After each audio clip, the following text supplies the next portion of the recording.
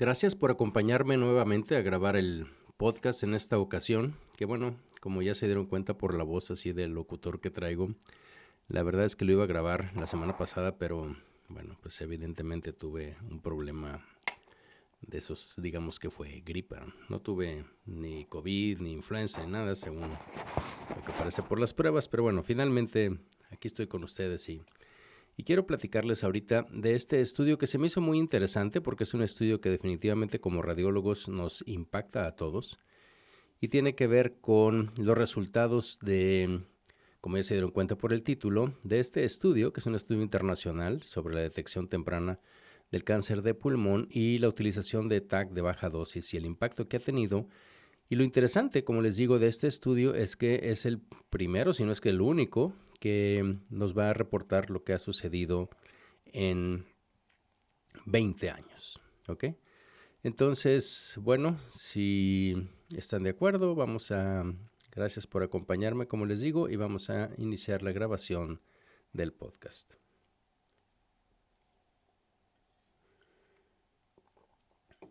Si toso por ahí, me disculpan, ¿ok? Por favor.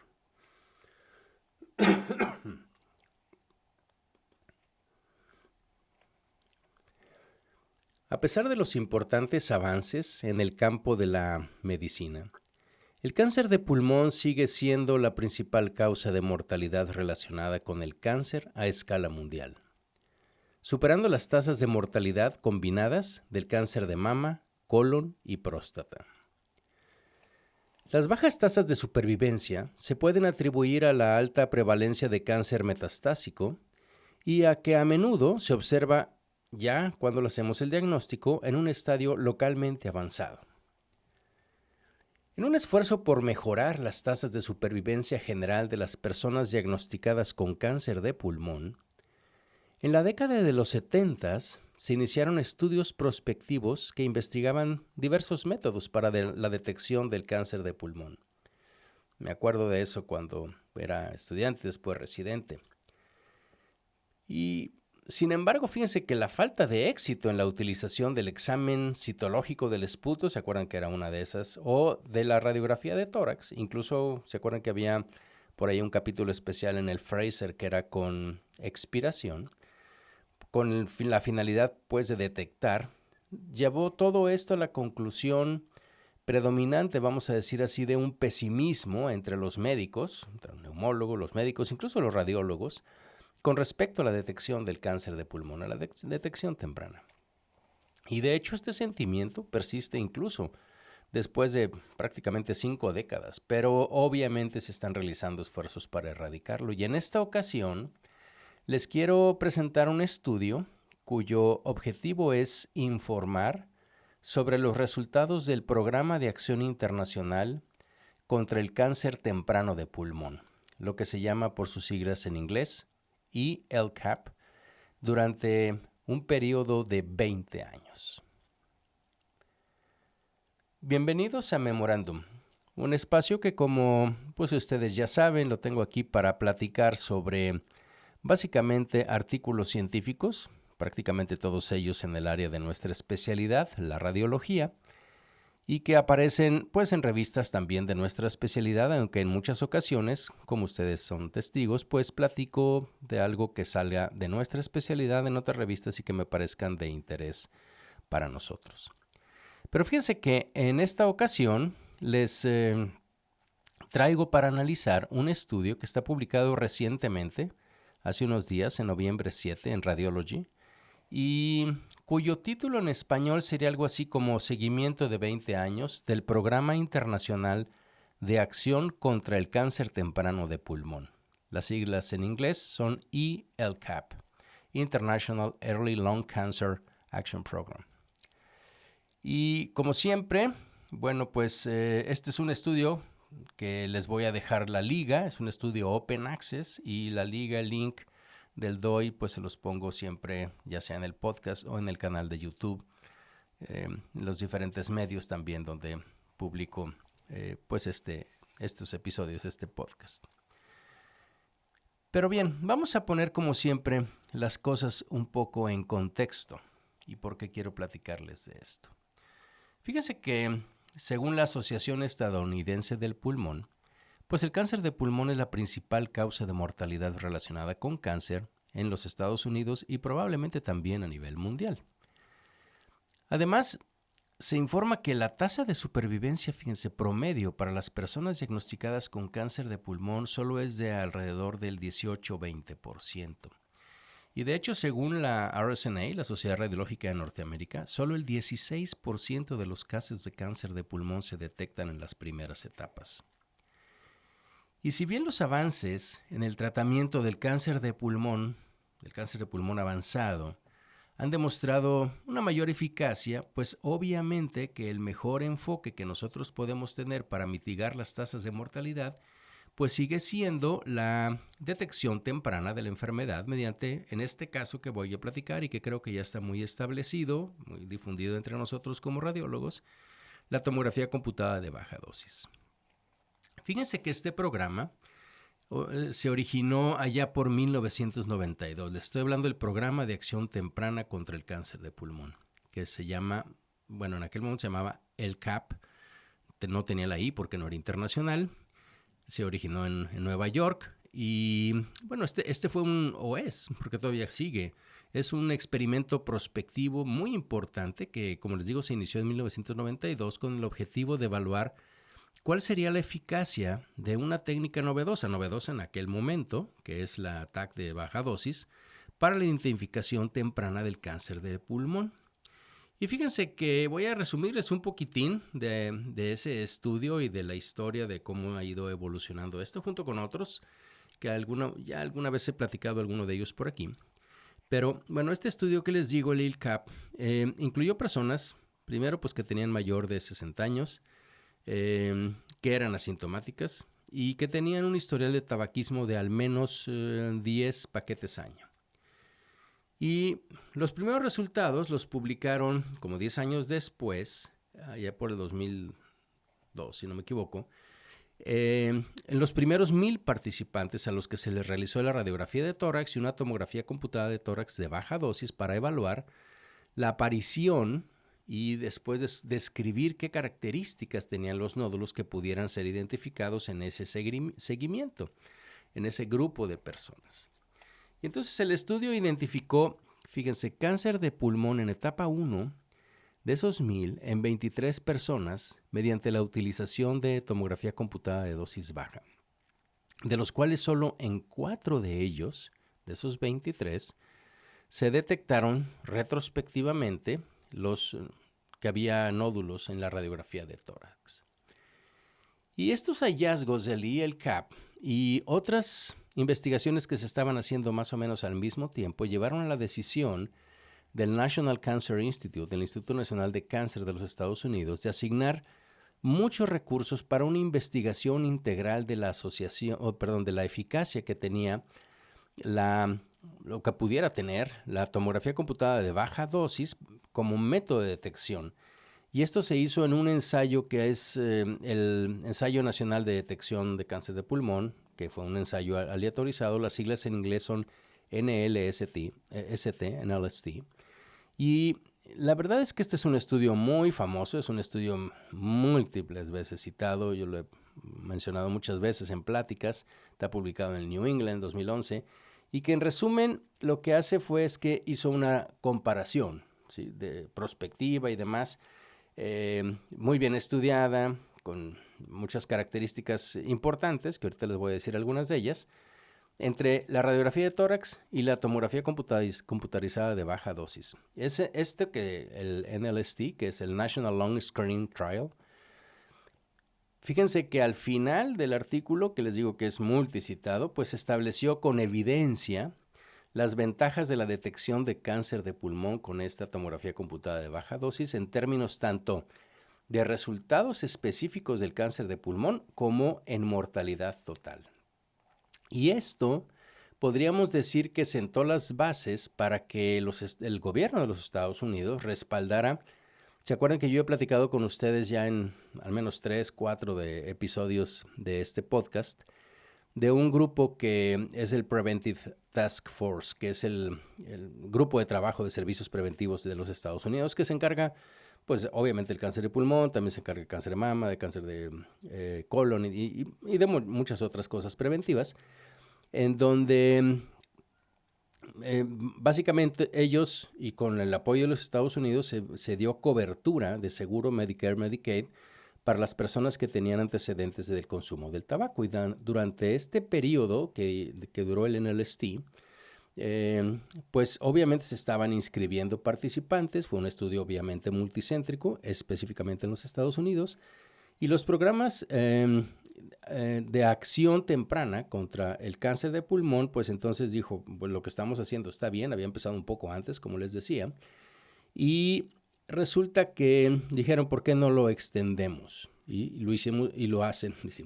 lo hicieron un ensayo multicéntrico, un ensayo internacional, y ahí es donde le ponen la I de International y luego Early Lung Cancer Action Program, y el CAP. Y finalmente este ensayo lo que hace es que facilitó la colaboración de varios centros de todo el mundo, permitiéndoles combatir y bueno, este aspecto, pero sobre todo, de alguna manera, también pudieron combinar los hallazgos de una manera prospectiva, porque esa fue la idea, sobre la detección del cáncer de pulmón. Y además se implementó un enfoque, como les digo, que fue muy estandarizado para la interpretación de los estudios y el manejo clínico de todos los centros participantes. Eso sí, de alguna manera, pues el que entraba, pues como en un protocolo, ¿no? Tenía que seguir ciertos lineamientos. Y este programa de acción internacional contra el cáncer de pulmón, el cáncer temprano de pulmón en IELCAP, se inició en 1993 y sigue activo, ¿sí? Sigue siendo un esfuerzo continuo. El programa publicó sus primeros hallazgos en el 2006, que eran básicamente los resultados de los primeros 10 años. Bueno, sí, de hecho, aquí tengo mis notas que abarcaban los datos de personas que se inscribieron entre el inicio, que fue en 1993, y el 2005, y se publicó en el 2006. Y en conjunto, ahí lo que vieron fue en un total de 31.567 personas que se sometieron a una tomografía computada de baja dosis y 27.456 personas que habían participado al menos en un año de seguimiento. ¿Okay? Y durante este periodo, en particular, este primero que les estoy diciendo, se encontró en 484 personas, se les hizo el diagnóstico de cáncer de pulmón con una proporción notable, fíjense, de un 85% que era en etapa 1. Esto era, obviamente, como en todos los programas que se hacen de screening. Acuérdense que en estos programas se tiene, si empezamos ahorita uno, pues evidentemente, imagínense que llegan 100 pacientes, pues evidentemente vamos a tener pacientes que aunque sea su primera visita, probablemente vamos a detectar un nódulo de 3 o de 4 centímetros que el paciente no sabía que tenía. Pero habrá otros en donde pues no les vemos nada, y si lo seguimos anualmente, son en esos, después de lo que se llama el periodo de lavado, en donde quitamos aquellos pacientes que ya identificamos, en los que tú puedes ir viendo cuáles son realmente los que vas detectando, y esos son los que entran pues en etapa 1, y por eso tenían esa proporción de 85%. Pero en aquel momento, cuando publicaron en 2006, el porcentaje de supervivencia a 10 años para todos los pacientes, independientemente de la etapa, el momento del diagnóstico y de la terapia que les dieron, fue más o menos del 80%.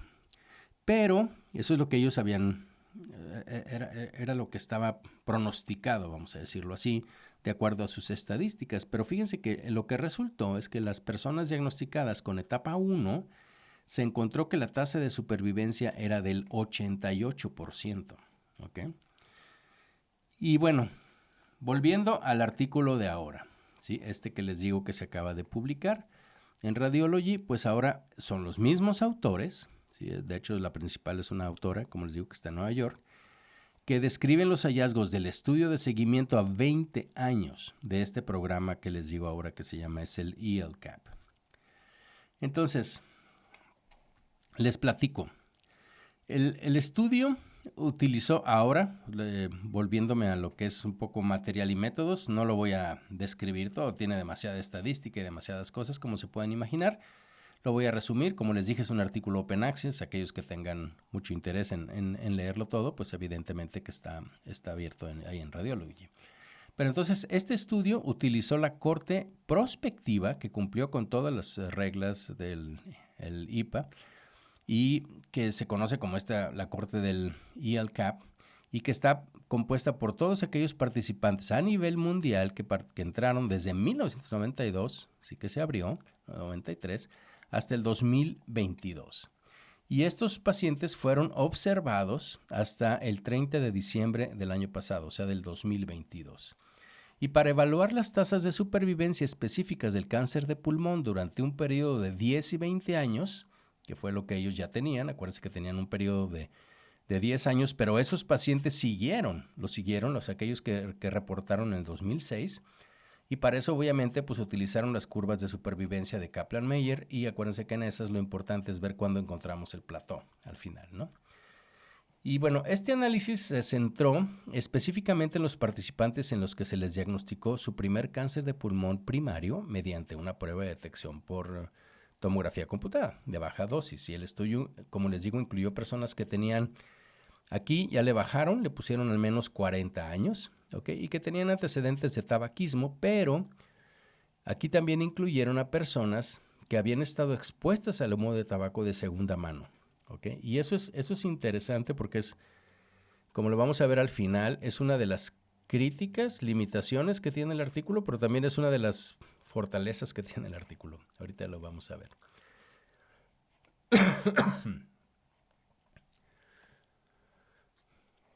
En la sección de resultados, que como les digo, bueno, tienen pues bastantes cosas que analizarle, pero voy a poner quizá lo más importante, pues tenemos un total de 89,404 participantes en este estudio del ELCAP, casi 90,000, y se identificó que en una pequeña porción del 1.4%, o sea, 1,257 personas habían sido diagnosticadas con un cáncer de pulmón primario. Y aquí fíjense que, déjenme entrar aquí a mi computadora, a ver si tengo un dato. Fíjense que, por ejemplo, aquí me puse a pensar, porque alguna vez ya me tocó hablar sobre esto en una plática de cáncer, específicamente de cáncer de pulmón, en la Sociedad de Neumo, y platicábamos, por ejemplo, sobre decir, estoy hablando cuando estábamos analizando aquel estudio del New England, ¿no? Del NLST. Y entonces decían, bueno, pero es que tienes que hacer demasiados tags para identificar uno. Imagínense, o sea, tenemos que hacer 90,000 para encontrar 1,257. O sea, el 1.4% nada más de todos ellos. Entonces es así como una prueba de screening, como que el gobierno la apruebe, como para que se haga a todos aquellos. Y entonces, pues inmediatamente te salta la mamografía. Y la mamografía se hace en todos. Y entonces hay muchísimos datos, ¿no? Pero hay una tabla que si la meten en Google ahí, se llama, no es de Estados Unidos, pero está nomás porque quiero cambiarle para que no sea todo así de la misma información, es el Canadian Task Force on Preventive Healthcare. ¿Sí? Es lo mismo grupo preventivo pero este es el grupo de acción preventiva, pero este es de Canadá.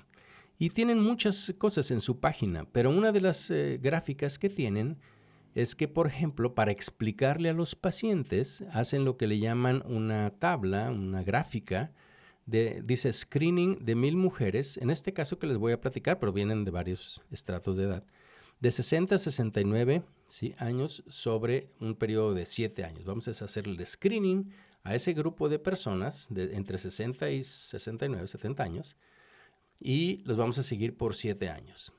Resulta que aquí dices tú, bueno, pues eso está bien establecido, ¿no? Pues hay que hacerle una mamografía anual a estos pacientes. Bueno, saben que tenemos que hacer 1,087, ¿sí? Mujeres de este grupo de edad se necesitan hacer screen para prevenir una muerte. Entonces, fíjense cómo incluso es interesante porque como que si aceptamos el programa de screening de mama, que más o menos o incluso quizá necesitamos hacer más mamografías para prevenir una muerte. Estoy hablando de prevenir una muerte, no detectar un cáncer, que son cosas diferentes. Pero bueno, de aquí les puedo decir de la gráfica, por ejemplo, donde vienen 1000, ¿sí? La estoy viendo aquí, dice 257 mujeres tendrán resultados falsos positivos. 35 mujeres tendrán biopsias innecesarias. Y a 21 mujeres se les hará el diagnóstico de cáncer. ¿Ok? Entonces sería 21 de 1000, pero para salvar una vida, ¿sí? Se necesitan 1087 mujeres. Entonces, básicamente la idea de esto no es obviamente quitarle importancia a la mamografía, ni muchísimo menos, aunque como ya se dieron cuenta de varios episodios que he hablado de screening, que de hecho les dije que iba a seguir hablando porque esto es un tema muy candente desde el punto de vista de detección en radiología. Entre más tengamos posibilidades de detectar cosas tempranas, evidentemente más nos vamos a enfrentar con esta situación. Pero bueno, volviendo a este estudio, les decía, fueron 89,000 pacientes y 1,257 personas son las que se les diagnosticaron un cáncer de pulmón primario. ¿Cómo la distribuyeron aquí en los resultados? Bueno, fueron 684 hombres, 573 mujeres. Vean cómo pues no es 1 a 1, pero está muy cercano. La mediana de edad fue de 66 años, la mediana de antecedentes de tabaquismo fue de 43 paquetes año y la mediana de duración del seguimiento fue de 105 meses. Y se encontró, fíjense, que la prevalencia del estadio clínico 1 en el momento del ataque previa al tratamiento era del 81%, es decir, en 1017 de los 1257 casos incluidos en esta categoría. Y el estudio observó también esta corte, o sea, y tiene muchas estadísticas que les digo de estos 1257 personas. Y una cosa interesante es que encontró que la tasa de supervivencia específica para cáncer de pulmón a 10 años fue de 81%, con un índice de confianza de 95%. Y de manera similar, la tasa de supervivencia específica del cáncer de pulmón a 20 años también fue del 81%. Es decir, se alcanza como un plató. Y esto es, creo que lo voy a comentar, lo tengo por ahí en las notas más adelante quizá, pero esta es una de las cosas interesantes que también está cambiando de alguna manera cómo evaluamos la respuesta terapéutica, porque casi siempre se puso de que la evaluación, la sobrevida y demás era 5 años. Y prácticamente catalogamos lo mismo, un melanoma, que un cáncer de pulmón, que un cáncer de mama, que un cáncer de páncreas, que un cáncer de hígado, etcétera. Es sobrevida a 5 años. Hay un razonamiento atrás de todo esto, pero finalmente la información que nosotros podemos dar, o si lo vemos, como lo he platicado en otros episodios de este podcast, si lo vemos en el contexto ya de cada paciente, pues hay que pensar qué es lo que tenemos que hacer o qué sobrevida va a tener, qué impacto de lo que vamos a hacer realmente va a tener en el paciente si además el paciente tiene otras comorbilidades, como puede ser el EPOC, como puede ser el problema cardiovascular, calcificaciones coronarias, como pueden ser hipertensión, en fin, otras cosas, ¿no? Entonces, también se vio en un subgrupo de 181 pacientes que tenían el cáncer, o sea, que se extirpó, la patología fue de T1A, N0, M0. Entonces, en estos grupos de pacientes, ¿sí? En donde básicamente pues es el estadio más temprano, la sobrevida a 10 años fue del 95%. Okay, entonces, en ellos la detección temprana, pues imagínense, 95% prácticamente es una cura total. Entonces, vamos a desglosar y analizar un poco más estos resultados. Entonces, les decía yo que hasta el año 2022 hicieron un total de 89,404 personas, bueno, se incluyeron en este estudio porque sigue activo, y que obviamente se han registrado, como yo les digo, en este grupo, y otra vez repito, pues es a nivel global. Y de esta muestra total, solo para tener esa cifra, 1.4%, 1.5%, para recordarla, se hizo el diagnóstico de cáncer de pulmón y de entre ellos, un 79% se sometieron a resección quirúrgica, 998 personas, ¿ok? Digamos el 80%. Entre los que se sometieron a resección quirúrgica, un 70%, 675 casos, se clasificaron como un estadio patológico 1A, según los criterios de la National Cancer Institute de la 8ª edición, y recordemos que este se presenta cuando es el 1A, es la etapa más temprana del cáncer de pulmón, caracterizada por un tamaño que es un nódulo que es menor de 2 centímetros y obviamente que no tiene afección de ganglios linfáticos. Y el estudio encontró también que había, como yo les dije, un total de estos 1.257 personas que se diagnosticaron con el cáncer de pulmón. Se evaluó su tasa de supervivencia específica del cáncer de pulmón durante un periodo de 20 años y esta fue del 81%. Perdón. Ahora, de entre los 998 pacientes que recibieron la resección quirúrgica que yo les decía, por el cáncer de pulmón, se encontró que la tasa de supervivencia específica del cáncer de pulmón, estimada a 20 años, es del 87%.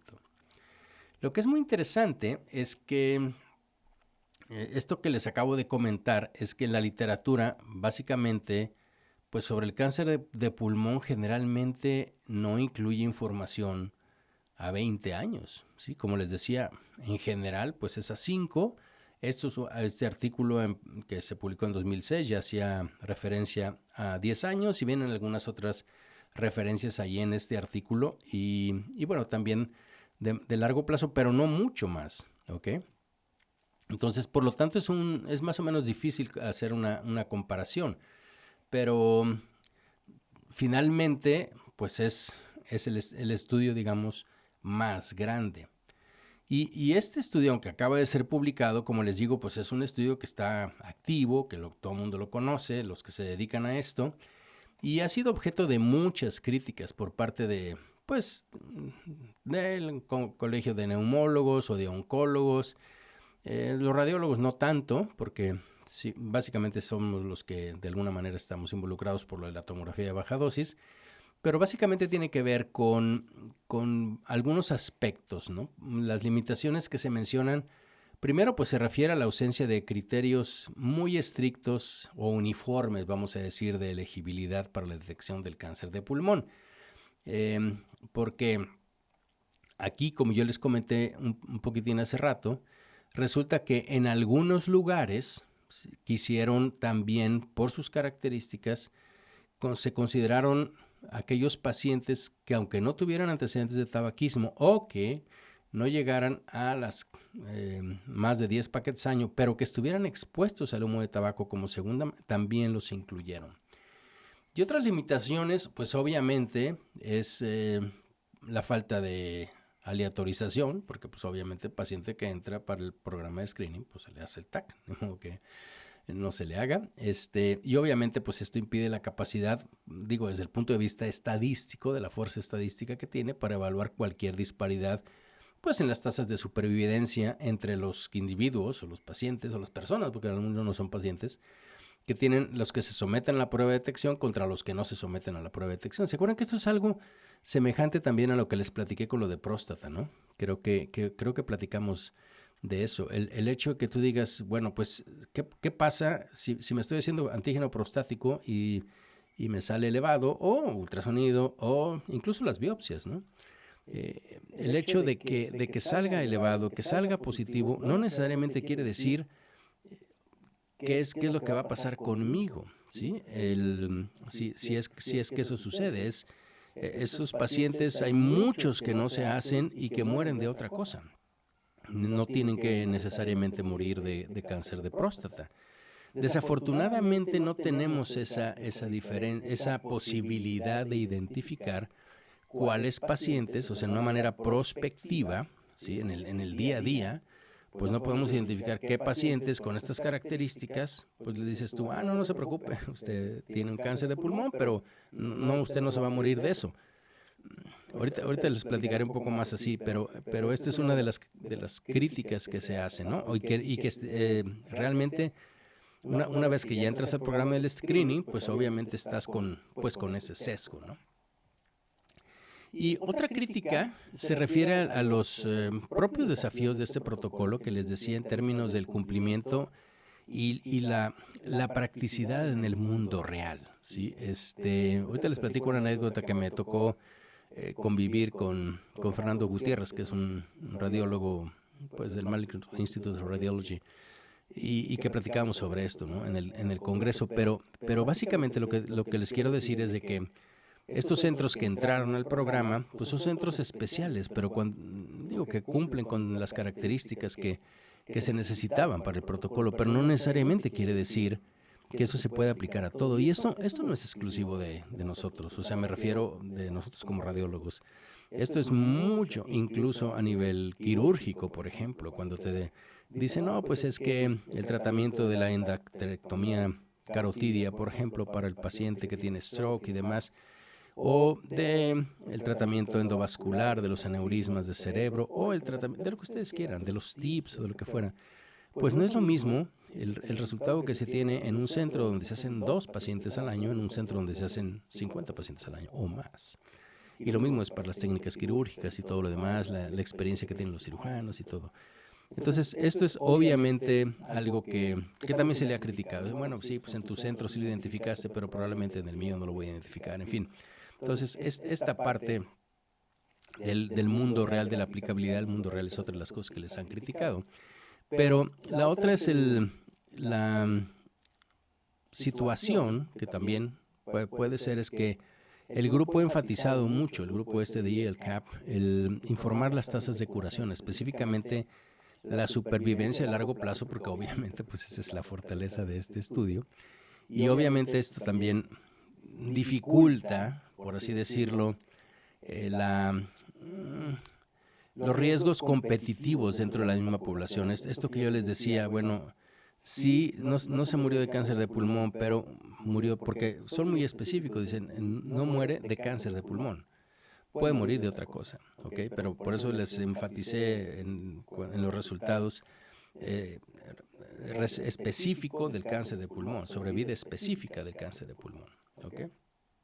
Y obviamente, pues todas estas críticas sin duda tienen mucha validez, pero definitivamente hay que reconocer al equipo, este equipo de investigación, que todo el esfuerzo que ha hecho es muy notable. Ya llevan 3 décadas prácticamente desde el 93 hasta el 2023 para avanzar en la comprensión, la aplicación, pues de la detección del cáncer de pulmón y sobre todo a escala global, porque esa es una de las cosas interesantes, que es lo que está pasando, ¿sí? en diferentes entornos. Y la otra cosa es que, como les digo, cabe señalar que actualmente también se está detectando, no sé si lo han visto, pero me ha llamado la atención al menos un par de artículos de un aumento de la aparición de cáncer de pulmón entre personas que no son fumadores. Y esto a lo mejor requiere una reevaluación de la epidemiología del cáncer de pulmón, porque evidentemente, bueno, pues había tanto fumador y había esa asociación que evidentemente pues la tenías, y si no decías que era el fumador pasivo, pero probablemente hay factores ambientales y genéticos que pueden contribuir al riesgo del cáncer de pulmón, como en otros cánceres que también nos estamos dando cuenta que sucede. Y entonces, en este sentido, pues los datos de este programa del ELCAP sobre los efectos a largo plazo del screening entre los no consumidores de tabaco, pues resultan muy interesantes. De hecho, han servido como una fuerza, viene ahí en el artículo, impulsora para la implementación de amplias iniciativas de detección a nivel poblacional que se están llevando a cabo. Muchas de ellas se están llevando a cabo en Asia, y ha sido básicamente por esto, porque allá tienen mucho de que no son fumadores pasivos, o incluso el humo, y que esto pueda, aunado a problemas genéticos, a problemas ambientales de otro tipo, pues es importante, y por eso se metieron muchos a hacer screening en pacientes que no eran fumadores, muchos sitios, pues. Bien, como les comentaba, Debido al proceso de detección al que se sometieron todos los participantes, pues obviamente resulta difícil de determinar estas disparidades en las casas de las tasas, perdón, de supervivencia entre las personas que se sometieron a las pruebas de detección y las que no, ¿ok? Pero sin embargo, esto podría parecer, si ya lo comparas con todo, ¿sí? Pues a lo mejor no muy importante, o sea, esta crítica que le hacen, porque ya hay evidencia muy convincente, ¿no? Por ejemplo, la que les platiqué del estudio de NLST, o hay otro estudio que también se corrió básicamente al mismo tiempo, que es el Nelson, que se corrió en Europa, que demuestra inequívocamente una reducción de la mortalidad asociada con la detección del cáncer de pulmón. Reducción de la mortalidad, que es lo que yo les decía ahorita que les platicaba de lo del cáncer de mama. ¿Se acuerdan de este Task Force de Canadá? O sea, ¿cuántas tenemos que hacer para evitar una muerte?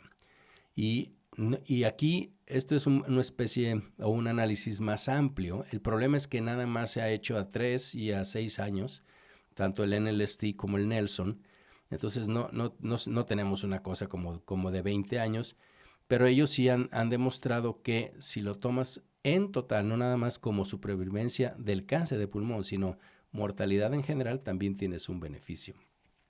Pero el punto está en que esto se considera, y de hecho en el NLST también se mencionó, y aquí también se menciona, a la posible aparición de lo que se llama el sobrediagnóstico en la detección del cáncer de pulmón a largo plazo.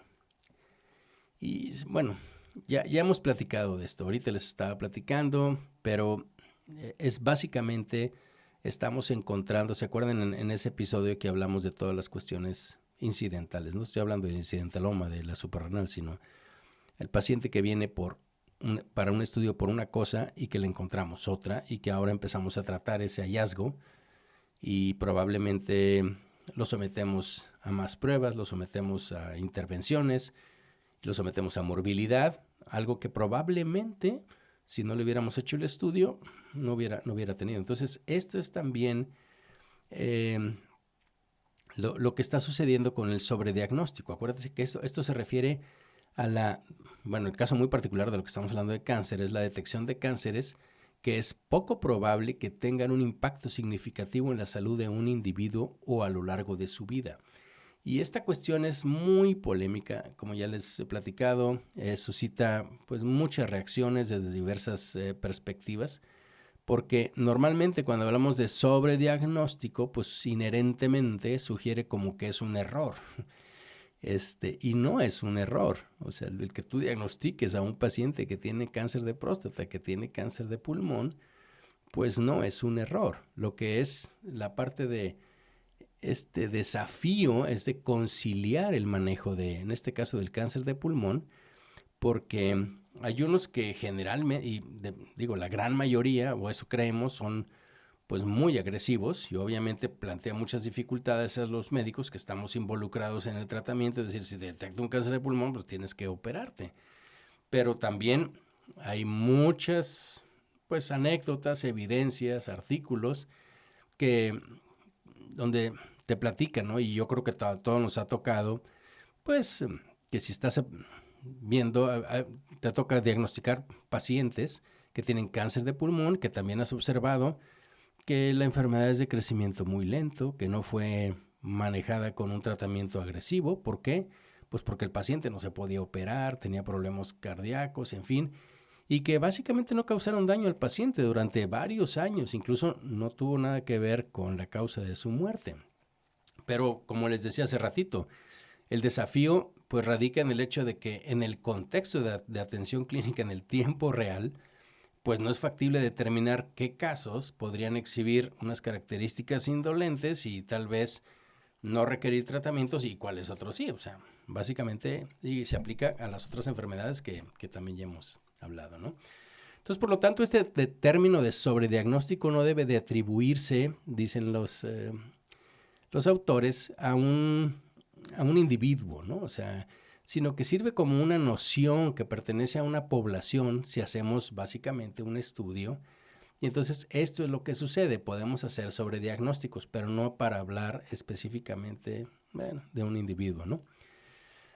Entonces, les decía también, esto del sobrediagnóstico pues está desde el NLST, ahí viene también, aunque dicen que, bueno, ahí lo ponen como algo poco frecuente y no lo manejaron mucho en realidad, pero ya lo mencionaron.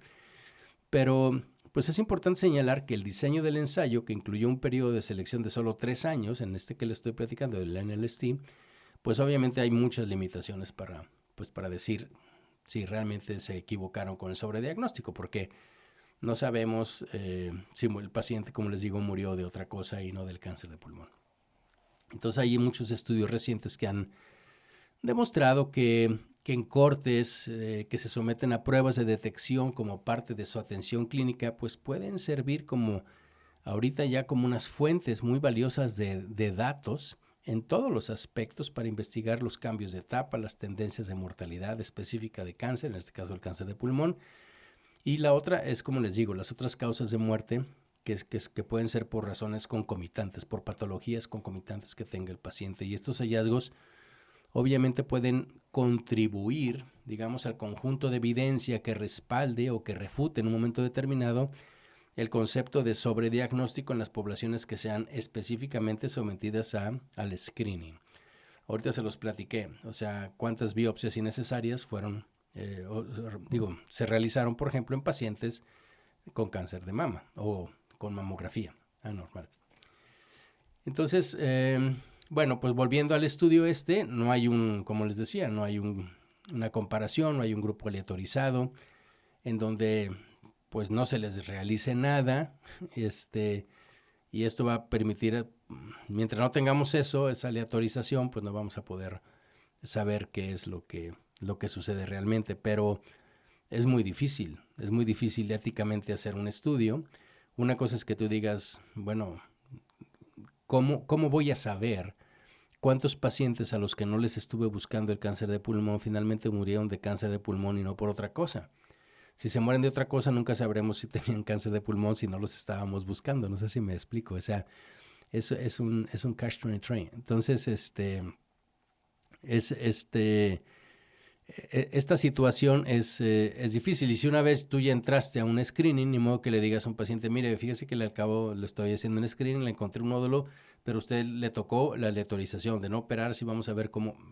Evidentemente que eso no va a pasar, ¿no? ¿Qué más les comento? Pues bueno, finalmente, y pues a pesar de la existencia de la evidencia del ELCAP, del NLST, del Nelson, y hay muchos otros ensayos clínicos que indican los beneficios potenciales del screening del cáncer de pulmón, y a pesar de las recomendaciones de este grupo de trabajo del Task Force, que les digo, preventivo, de los Estados Unidos, que ellos dicen que potencialmente existen 14, 15 millones de estadounidenses que son elegibles para estos programas de screening, y resulta que evidentemente ese número no se está realizando definitivamente, porque la implementación de estas medidas de detección, de hecho, han sido muy, muy inadecuadas hasta el momento. Yo les platicaba,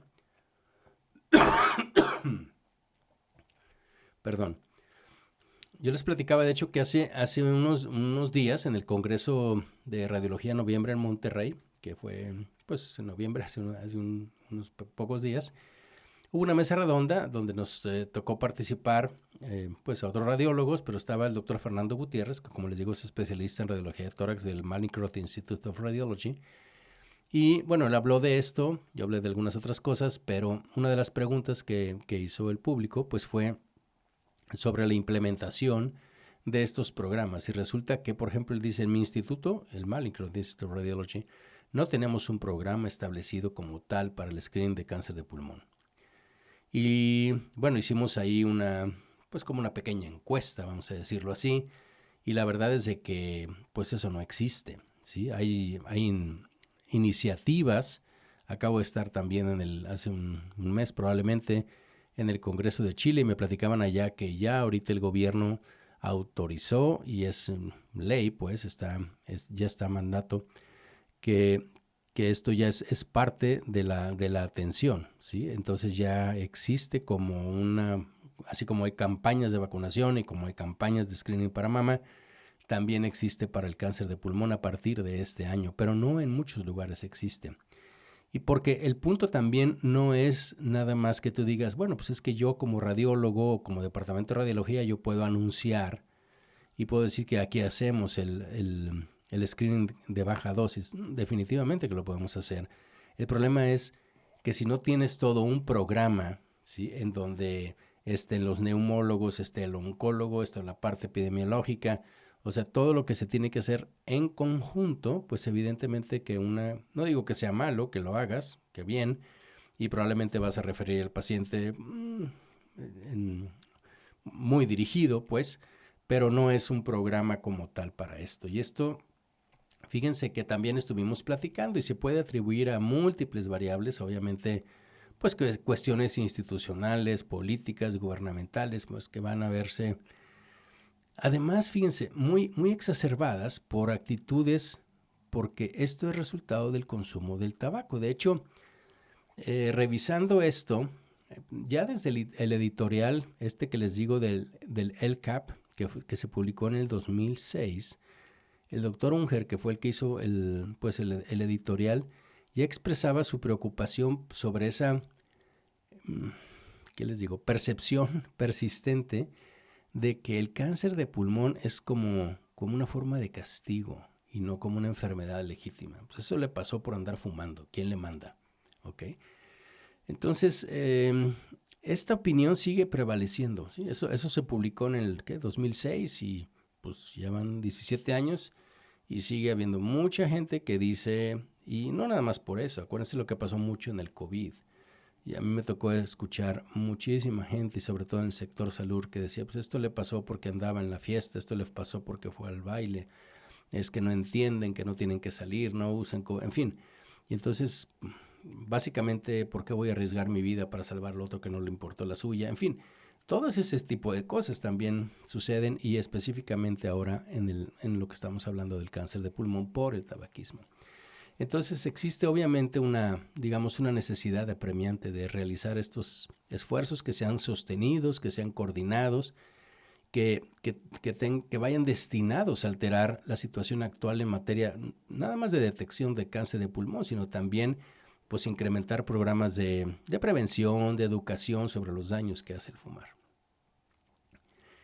Y bien, pues muy seguramente para los próximos avances en investigación en la detección del cáncer de pulmón, pues vamos a ver ya, porque ya está empezando a salir, pues la utilización de algoritmos de inteligencia artificial para ajustar al riesgo, para pruebas de biomarcadores, para ver resultados de tratamientos específicos en etapas características de esta enfermedad, como lo vamos a ver en otras. ¿Okay? Entonces creo que ya está empezando a aparecer cuál es la utilidad de esto, tanto para la detección como para la caracterización, pero sobre todo para identificar lo que les platicaba en el otro episodio también, identificar este paciente en particular, medicina personalizada, este paciente en particular se beneficiaría o no comparado o aunado con los otros factores de riesgo que tiene de X o Y acción que nosotros querramos tener con él. Bien, pues este es el estudio más reciente sobre el efecto del screening del cáncer de pulmón en TAC con baja dosis. Espero que haya sido de su agrado, que analicen los datos, que los apliquemos en nuestra práctica y bueno, esperemos que los programas de detección sean implementados y apoyados pues en los diferentes sistemas de salud de nuestros países. Como siempre, pues muchas gracias por su atención. Gracias por escucharme y si les pareció interesante esto, pues por favor difúndanlo para que pues más radiólogos tengamos conocimiento de esto que se está publicando y de estarnos actualizando. Agradecería mucho, como siempre, sus sugerencias, sus comentarios en las diferentes redes sociales donde publico este podcast, así como también en la página de memorandum.mx o al correo electrónico de memolizondo@memorandum.mx. Pues una vez más, muchísimas gracias por su atención y nos escuchamos en la próxima.